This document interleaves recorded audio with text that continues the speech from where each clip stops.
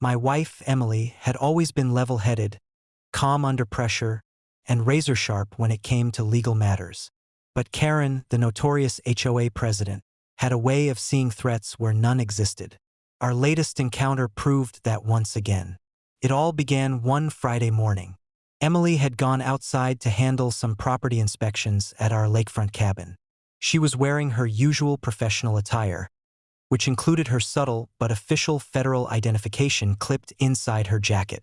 She wasn't trying to impress anyone. This was just standard procedure for a federal property owner ensuring compliance with environmental and safety regulations. Karen, ever vigilant about the rules, apparently decided this warranted immediate action. Within minutes, she was on the phone with local authorities, claiming that a woman outside our property was impersonating a law enforcement officer and potentially committing federal fraud. Emily was blissfully unaware of the escalating chaos until she saw flashing lights down the private road. A local sheriff's deputy arrived, approaching cautiously. Karen stood nearby, waving frantically. Emily greeted the officer politely. "Good morning, officer. How can I help?" Karen jumped in, pointing at Emily. "She's impersonating a federal officer. I demand you investigate immediately." The deputy looked at Emily and asked, "Are you claiming to be a federal officer?" Emily calmly reached inside her jacket and pulled out her real federal badge. "Yes, sir. I am authorized federal personnel. Here is my identification. I'm inspecting my federally owned property in accordance with my duties." Karen froze. Her face went pale as her accusations crumbled instantly. The officer glanced at her skeptically and then back at Emily. "Ma'am, you might want to step back," he said gently. "You're on private federal property, and your claims don't hold any legal weight here." Emily smiled politely.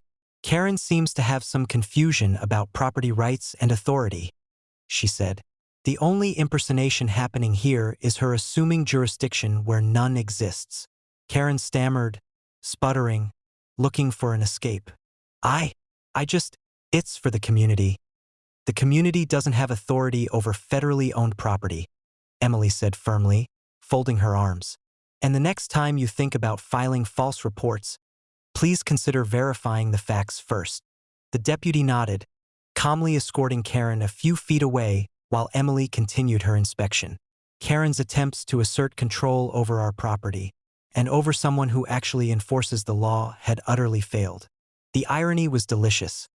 Karen, who prided herself on being the HOA enforcer, had just publicly tried to accuse a real federal officer of impersonation. By the time the deputy left, Karen slunk away in disgrace, muttering under her breath about rules and loopholes. Emily finished her inspection, logging all notes meticulously, and returned home to find me grinning on the porch. "Did she really report you for impersonation?" I asked, still in disbelief. "Apparently," Emily said with a smirk. "She didn't count on me having the real badge." The lesson was clear. Never try to enforce rules on someone who actually holds authority, and always verify the facts before calling in legal action. Karen had learned it the hard way, publicly humiliated and powerless against someone who actually understands the law.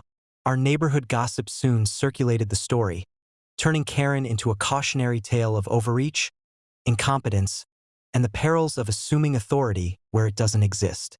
Meanwhile, Emily and I enjoyed a quiet weekend at the cabin.